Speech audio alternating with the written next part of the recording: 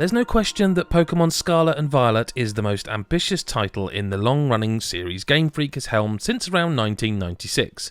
The 9th generation of Pokemon sees the franchise go fully open world, offering an adventure that pretty much lets you play it as you see fit. Unfortunately, just shy of greatness, it seems the developer still has a bit to learn about large worlds and, sadly, how to optimize a game for the Nintendo Switch. But let's be clear, Pokemon Scarlet and Violet are good games, starting with a similar, familiarly slow opening few hours of setup. After all, every Pokemon game is someone's first game, which includes meeting your cover star Pokemon Koraidon or Miraidon, eventually that you're let loose to have an adventure with.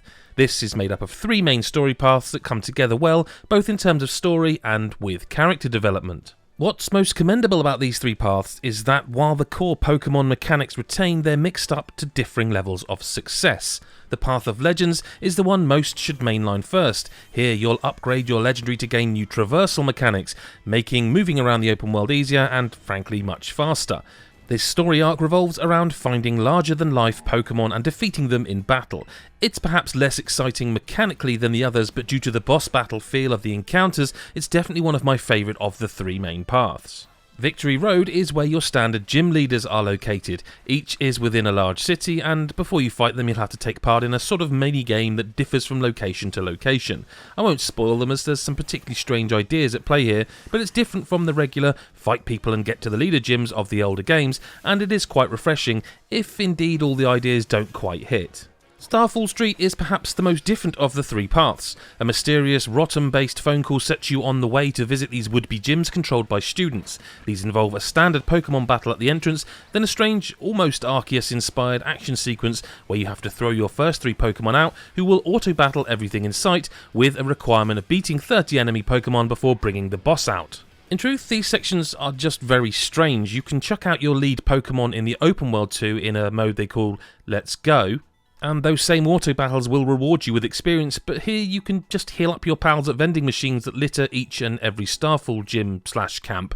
Of all the story paths, this particular part of Starfall Street is perhaps the most interesting idea-wise, but the least fun to actually take part in. The biggest change to the core battling in Pokemon Scarlet and Violet is the terastallizing effect. Now every Pokemon has a Terra type, which gives them a crystal-like appearance and changes their type to their Terra type.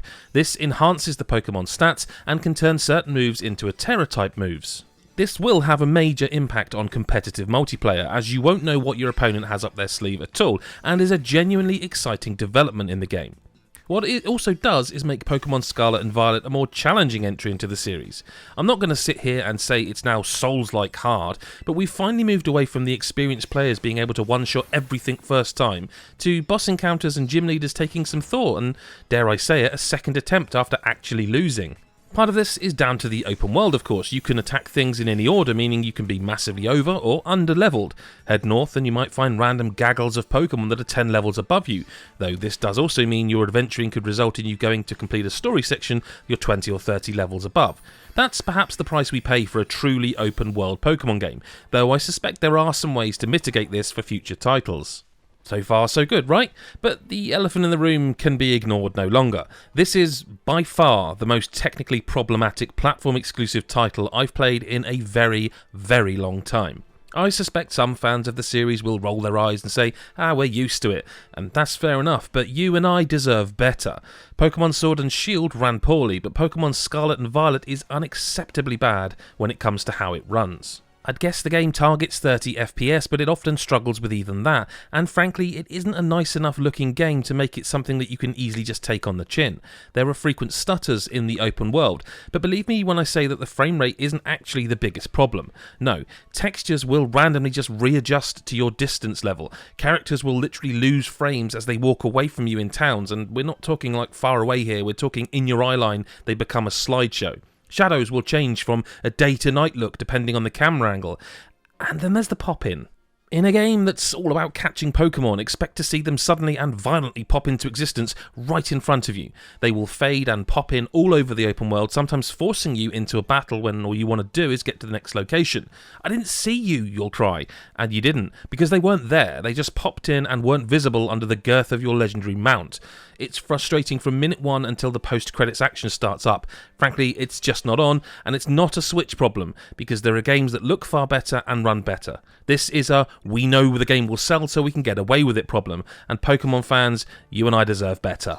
In fact, there are other issues that make me wonder if Game Freak just needed a few more months, in truth. While the technical problems are mostly gone during actual battles, thank God, there's some oddities with camera angles that make me think another pass was planned here.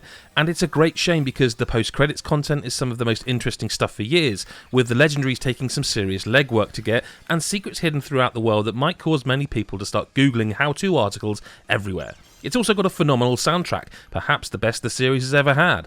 With a plethora of minor changes that add up to a feeling of a truly new game, and in going open world, Pokemon Scarlet and Violet are the most ambitious, yet technically flawed games in the series to date. I am torn because it takes cues from the wonderful Pokemon Legends Arceus without quite going all the way, and enacts changes long-term fans of the series will be delighted with. And with the terrestrialized Pokemon, it could offer some seriously fantastic competitive battles up over the coming times. The new generation of Pokemon is also superb with great movesets, types and designs, and Paldea is a sprawling open world to explore full of nooks and crannies to get lost in. And look, if you can excuse the technical problems away due to how many fascinating ideas and mechanics Game Freak has thrown at Pokemon Scarlet and Violet, then make no mistake, this is a fantastic game underneath all of that. It's just a terrible shame that once again fans have to swallow the deficiencies in order to get to the good stuff. What you're left with then is a great game that's rather mired in technical issues. Oh, and Team Sprigatito, for what it's worth, for the win. And that's why I'm giving it a 7.5 out of 10.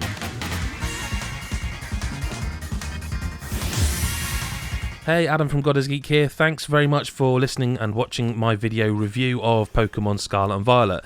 Like I say in the review, really good game, but such a rough one, technically speaking, that I was...